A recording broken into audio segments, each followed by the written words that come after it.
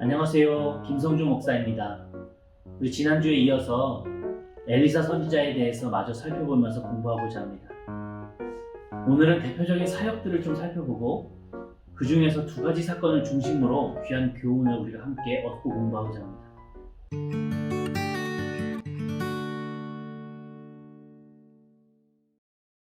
엘리사 선지자의 사역들을 한번 좀 훑어보자면요. 요단강을 가르고 암컷 곰을 출현시키고 또 개천을 파서 물이 나오기도 하고 과거의 풍족한 기름 이야기도 나오고 수넴 여인의 아들의 죽음 이야기도 있습니다. 또 부족한 음식으로 100명을 먹이기도 하고 또 나아만 장군의 나병을 치유하기도 하고 도끼를 물에서 떠오르기도 하고 또 죽은 후에는 이 엘리사의 뼈가 닿는 시체들이 회생하는 이런 기적도 있었습니다. 이런 대표적인 사건들이 있었습니다. 우리 성도님들께서도 신앙생활 하시다 보면 아마 한 번쯤은 꼭 설교를 통해서 들었던 그런 내용일 겁니다. 그런데 이런 엘리사 선지자의 사역들을 보면 공통적인 부분이 있더라고요. 그게 무엇이냐? 거의 대부분의 사역이 어렵고 힘든 사람을 대상으로 고난받는 사람들과 함께 그들을 위한 사역을 해왔다는 겁니다. 과부의 가족을 돕고 자녀가 죽은 가정을 위해서 기도해주고 또 병든 사람을 위해서 치유하고 또 물건을 잃어버려 좌절하고 있는 사람을 돕는 어렵고 힘들고 병들고 절망한 사람들을 일으켜 세우고 회생시키는 그런 사역을 한 사람이 바로 엘리사였습니다. 그래서 엘리사는 회생의 선지자였다라고 저는 생각을 합니다. 이 엘리사의 사역 가운데 몇 가지 사건을 살펴보면서 우리가 은혜를 나누고 공부하고자 합니다. 엘리사 선지자의 사역은 대부분 열왕기 하에 기록이 되어져 있는데요. 이 열왕기 하 3장을 보면은 이스라엘과 모압과의 전쟁 이야기가 나옵니다. 당시 이스라엘은 북이스라엘과 남유다로 나눠져 있었습니다. 엘리야 선지자는 주로 북이스라엘에서 활동을 했었어요. 그러던 어느 날 북이스라엘의 왕이었던 아합 왕이 죽고 그의 아들인 여호람이 왕이 되었습니다.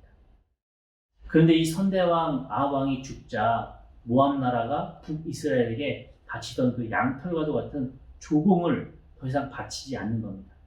이 화가 난 젊은 이 여호람 왕이 본때를 보여주기 위해서 전쟁을 벌였습니다.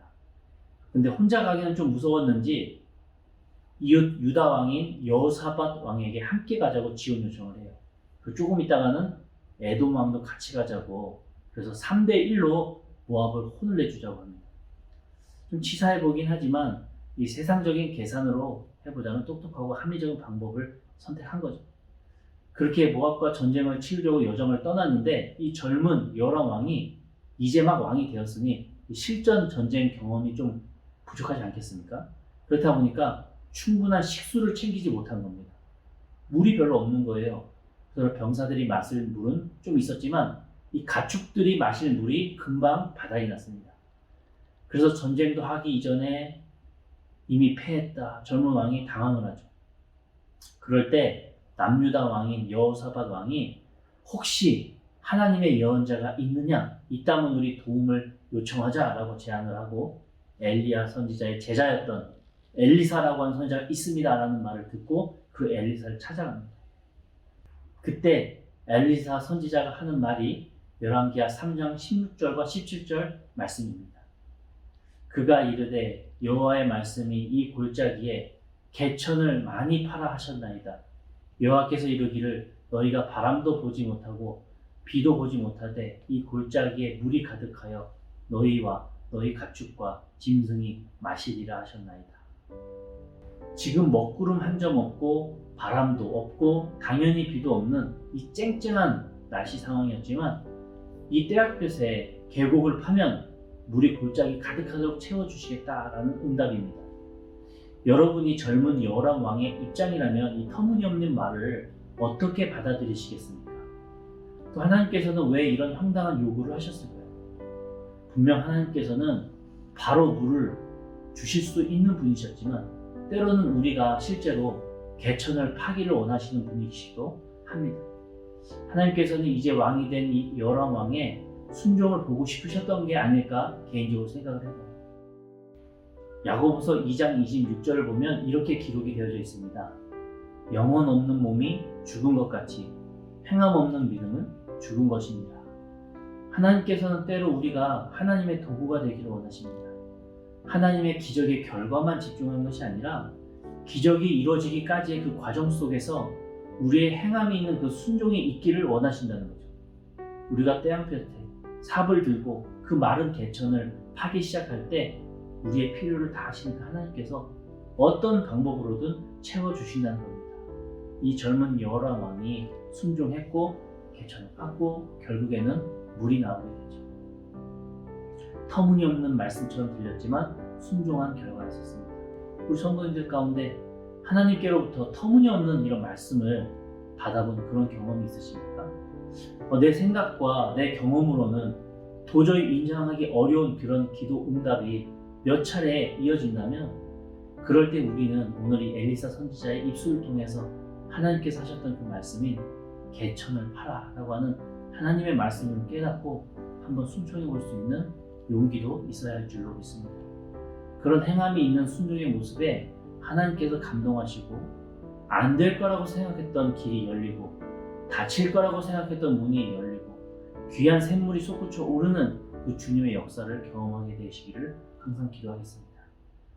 한 가지 더 엘리사 선지자의 귀한 사역을 살펴보겠습니다. 열왕기하 4장 1절부터 7절에 보면은 과부의 기름 그릇 이야기가 나옵니다. 엘리사 선지자의 제자로 있었던 한 사람이 죽게 되고 아내가 엘리사를 찾아옵니다.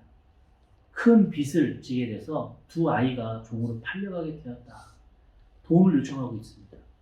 엘리사는 그 과부에게 내가 너를 위해 어떻게 하기를 원하느냐 묻고 너의 집에 무엇이 남아있느냐라고 바로 이어서 묻습니다. 그러자 이 과부는 자신을 계집종이라고 표현하면서 낮추고 낮추며 이렇게 말합니다. 이 계집종의 집에는 기름 한 그릇 외에는 아무것도 없습니다. 여기서 말하는 기름은 원어 히브리어로 보면 샤멘인데 올리브유를 의미합니다. 지금이야 이 올리브유가 흔한 혼합유로 되어 있지만 이 성경 본문에 나오는 올리브유는 전혀 차원이 다른 아주 순도 높은 귀한 기름을 의미합니다. 그래서 귀인이 왔을 때 빵을 구울 때 밀가루에 이 기름을 섞기도 했었고 희생제사나 예배 때도 이 기름이 사용됩니다. 또 기름 부음 받아 제사장으로 세워질 때도 이 올리브유를 사용했었습니다. 왕실에서도 이 기름을 모으는 사업을 하기도 했다고 합니다. 지금 이 과부의 전 재산은 이런 올리브유 한 그릇밖에 없다는 거예요. 그러자 엘리사는 이렇게 말합니다. 이웃에게 그릇이란 그릇은 모조리 다 빌린 후에 그 두 아들과 함께 문을 닫고 모든 그릇에 기름을 채우라 라고 지시합니다. 그러자 정말로 기름이 마르지 않고 빌려온 모든 그릇에 기름이 가득 차서 여인은 그 기름을 팔아서 빚을 갚고 남은 걸로 두 아들들과 생활을 할 수 있게 되었다라고 하는 이런 훈훈한 이야기입니다. 이 기적 사건의 시작점은 이 여인의 겸손과 순종이었다는 것을 우리는 기억을 해야 됩니다. 자신을 계집종이라고까지 표현하며 낮췄고 동네 이웃들에게 그릇이란 그릇은 다 빌려오라는 그 말에도 순종했습니다. 그리고 그 그릇에 기름을 부으라라고 하는 정말 터무니없는 요청에도 군말하지 않고 순종했습니다.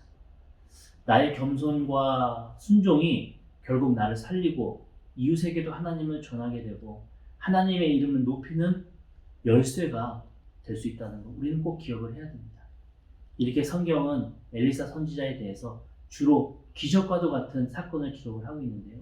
심지어 열왕기하 13장 21절에 보면 엘리야 선지자가 죽습니다. 죽고 난 이후에도 그의 뼈가 닿는 시체들이 회생하는 기적이 기록이 되어져 있어요. 이건요 단순히 한번 벌어진 그런 해프닝이 아니라 이 엘리사 선지자가 살아 생전에도 똑같이 영혼이 죽은 사람을 회생시키고 낙심한 사람, 넘어진 사람을 이렇게 세우고 좌절한 사람의 마음을 회생시키는 이런 회생의 사역을 했던 선지자였다는 것을 강조하고 있는 부분인 것입니다. 우리 역시 이 어렵고 힘든 시기에 하나님의 회생의 능력이 덧입혀지기를 간절히 소망합니다. 엘리야 선지자로부터 영적 능력이 엘리사에게 이어졌고 또 그 능력이 이제는 성경 공부하시는 우리 성도님들에게까지도 계승되어서 우리 자신이 먼저 영적으로나 육적으로 회생되기를 원합니다. 그 기쁨으로 또 그 마음의 평안으로 옆에 있는 이웃들을 회생시키는 주님의 작은 선지자들이 되기를 간절히 소망합니다. 이런 회복의 일들이 하나하나 가득한 우리 영등포 중앙교회에 되어서 우리가 주님 앞에서 엘리사 선지자의 기쁨이, 그 능력이 우리를 통하여서 나오고 또한 우리 역시도 그 능력과 기쁨으로 인해서 회생되고 또 우리 주변에 있는 사람들이 회생되었다고 하는 그 간증과 고백이 이어지는 공동체 되기를 주의 이름으로 간절히 축원합니다.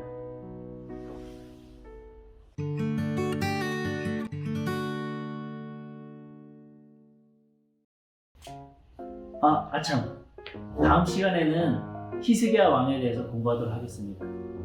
혹시 이번 학기 쇠막 공부를 이번 강으로도 처음 시작하시는 분들이 계시다면 딱 한 번만 주일에 교회 1층 주보함 옆에서 프리토물을 가져가 주시길 바랍니다. 그리고 그 다음 주에 사무실에다가 제출해 주시면 그때부터는 이제 개인 헌금함에 잘 꽂아드리도록 하겠습니다. 감사합니다.